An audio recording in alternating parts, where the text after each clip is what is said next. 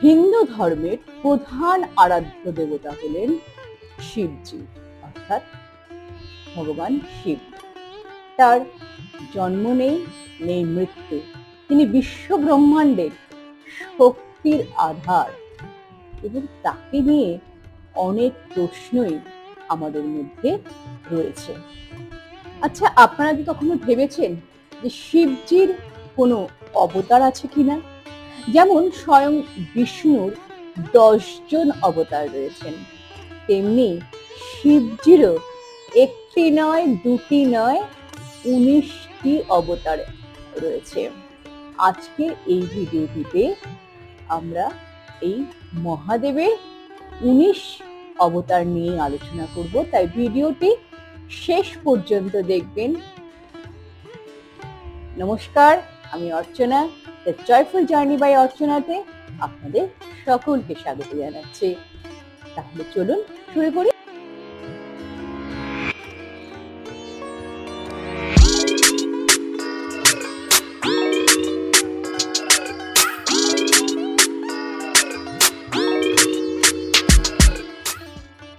ভগবান শিবজির অর্থাৎ মহাদেবের প্রথম অবতার হলো বৃষভ অবতার।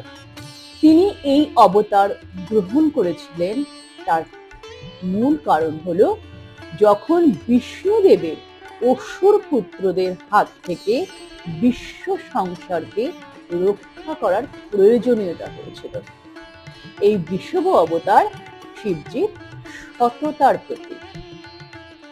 শিবজির দ্বিতীয় অবতারের নাম হলো কিরাত।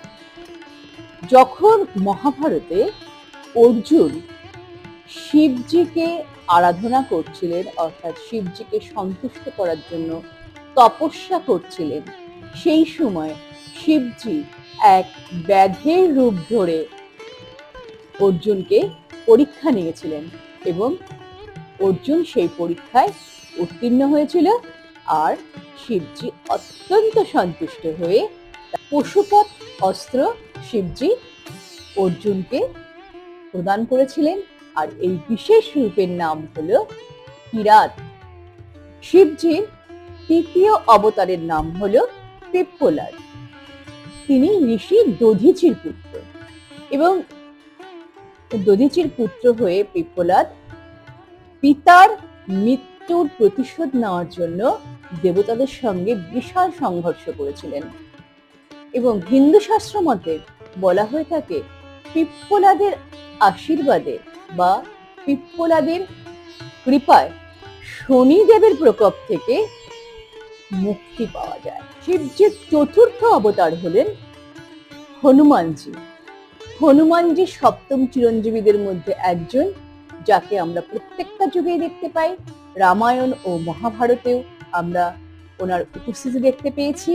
এবং হনুমানজি কল্কি অবতারের সাথে ধর্ম ও অধর্মের যুদ্ধেও অংশগ্রহণ করবেন বলে আমরা জানি। শিবজির পঞ্চম অবতার হলো সরব অবতার।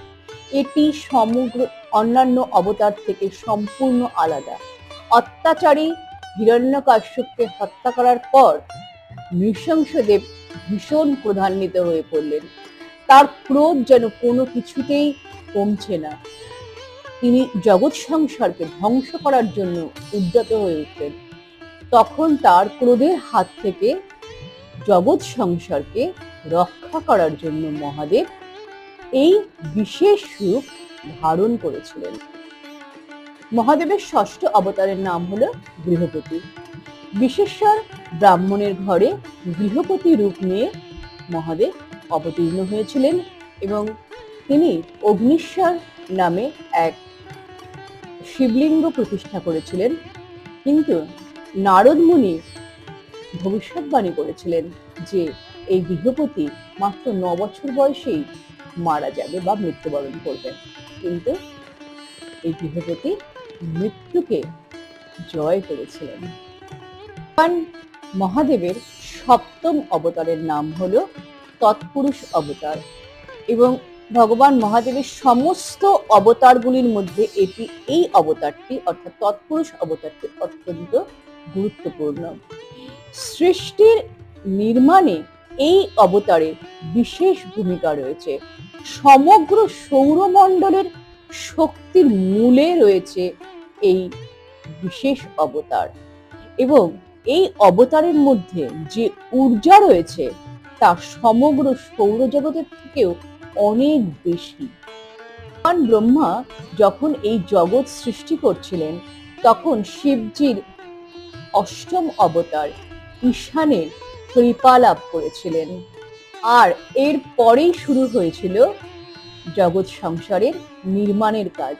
তাই জগৎ সংসারের নির্মাণের কাজে আদিতে মহাদেবের ঈশান অবতারের গুরুত্ব অপরিসীম। তাহলে মহাদেবের অষ্টম অবতারের নাম হলো ঈশান। ভগবানের সবচেয়ে কাছের অবতার হলেন নন্দী, এবং ভগবানের আশীর্বাদেই তিনি শিলাদ ঋষির ঘরেই জন্মগ্রহণ করেছিলেন, এবং তিনি হলেন মহাদেবের নবম অবতার, এবং মহাদেবের আশীর্বাদেই নন্দী অমর।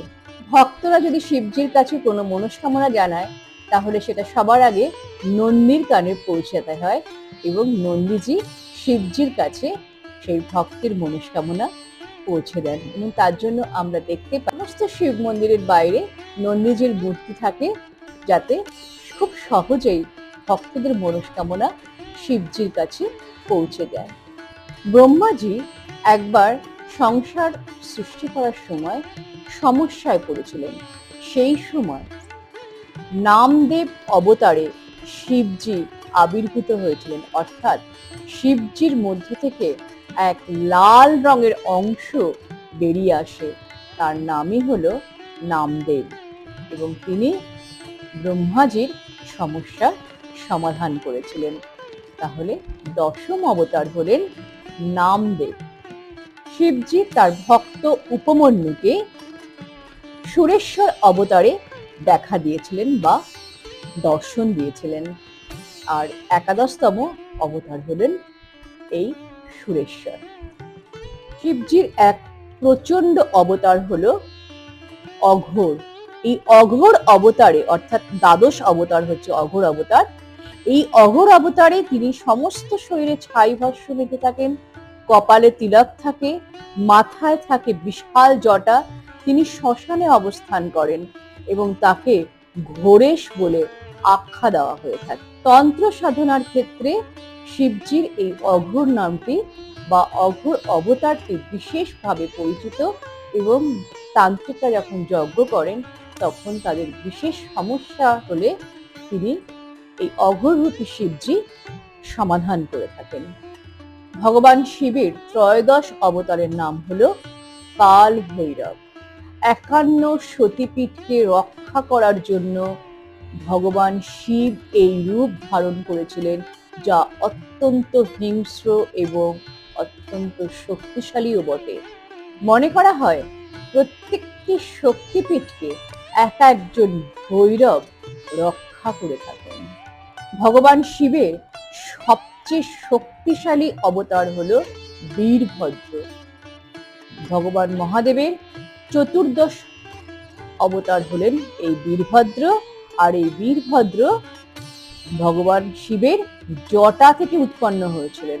এর মৃত্যুর প্রতিশোধ নিতে এবং দক্ষযজ্ঞ বিনাশ করতে শিবের জটা থেকে এই বীরভদ্র অবতারের উৎপত্তি হয়, যার আগ্রাসন এবং শক্তি ছিল এক অন্য মাত্রার। ভগবান শিবের পঞ্চদশ অবতার হলো অবধূত অবতার বা অদ্ভুত অবতার। এটি সমস্ত অন্যান্য অবতারের থেকে একটু ভিন্ন রকমের। দেবরাজ ইন্দ্র ও শুক্রাচার্য মিলে ভগবান শিবের সঙ্গে দেখা করতে গিয়েছিলেন। সেই সময় পথে ভগবান শিবজি এই অবধূত রূপ ধারণ করে ইন্দ্রের পরীক্ষা নিয়েছিলেন এবং তার দর্প চূর্ণ করেছিলেন। মহাদেবের ষষ্ঠদশ অবতার হলেন দুর্বাসা। মহাদেবের ক্রোধের অগ্নি থেকে দুর্বাসা মুনি সৃষ্টি হয়েছে, যিনি এতটাই ক্রোধান্বিত থাকতেন, মানে আমরা জানি যে তিনি এতটাই রাগী যে কথায় কথায় সকলকে তিনি অভিশাপ দিয়ে দিতেন। আর হিন্দু পুরাণ মতে সবচেয়ে শক্তিশালী মুনিদের মধ্যে দুর্বাসা মুনি অন্যতম। ভগবানের সবচেয়ে শান্ত রূপের অবতার হলো জাতিনাথ বা জ্যোতিনাথ। এই রূপে তিনি তার ভক্ত আহুত ও তার ধর্মপত্নী আহুতাকে বর প্রদান করেছিলেন এবং এই অবতারটি মহাদেবের সপ্তদশ অবতার। মহাদেবের অষ্টাদশ অবতার হলো যক্ষ অবতার।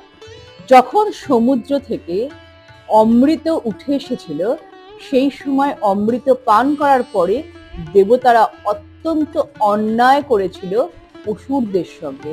মহাদেব দেবতাদের অহংকার বিনাশ করতে এবং তাদের উচিত শিক্ষা দান করতে ভগবান শিব স্বয়ং এই যক্ষ অবতার ধারণ করেছিলেন। শিবের 19তম অবতার হলেন অশ্বত্থামা। মহাভারতের প্রধান চরিত্রদের মধ্যে এক অন্যতম চরিত্র হলো অশ্বত্থামা, যিনি ছিলেন দ্রোণাচার্যের পুত্র। এই পুরাণ মতে শক্তিশালী যোদ্ধাদের মধ্যে অশ্বত্থামা অন্যতম। মহাভারতে আমরা দেখতে পাই যে তিনিও মহাদেবের এক অবতার, অর্থাৎ অশ্বত্থামা মহাদেবের রুদ্র অবতার। তিনি কাল, ক্রোধ ও মৃত্যুর প্রতীক। আজকের ভিডিওটা আপনাদের কেমন লাগলো কমেন্টে তো অবশ্যই জানাবেন, এবং এই অর্থাৎ শিবজির প্রত্যেকটি অবতারের ডিটেলসে যদি ভিডিও আপনারা চান, তাহলে আপনারা কমেন্টসে অবশ্যই লিখবেন যে হ্যাঁ, ডিটেলস প্রত্যেকটি অবতারের ডিটেলস ভিডিও আপনারা দেখতে চাইছেন। তাহলে আমি প্রত্যেকটি অবতারের ডিটেলস ভিডিও নিয়ে আসবো। তাহলে আজকে এখানেই আসছি পরবর্তী ভিডিওতে। ততক্ষণ ভালো থাকুন, সুস্থ থাকুন এবং আনন্দে থাকুন। হর হর মহাদেব।